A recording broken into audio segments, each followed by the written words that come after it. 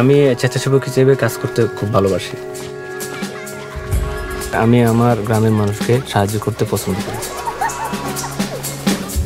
কারণ এটা একদম ফ্রি। তাই আমি ফ্রি বেসিকে তথ্য খুঁজে থাকি। এটা আমার স্বেচ্ছাসেবা কাজে সহযোগিতা করে থাকে। সবাই অনেকক্ষণ থেকে এসে দাঁড়িয়ে আছে, তাই না? আমার একটু দেরি হয়ে গেছে। ডান হাতটা আবার তালে।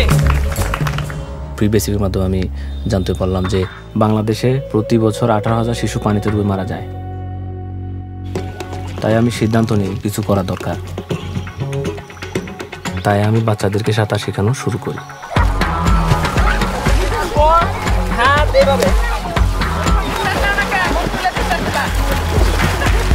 এখনো পর্যন্ত আমি 250 জন বাচ্চাকে সাঁতার শিখিয়েছি। তথ্য আমার জন্য খুবই গুরুত্বপূর্ণ। তথ্যই শক্তি।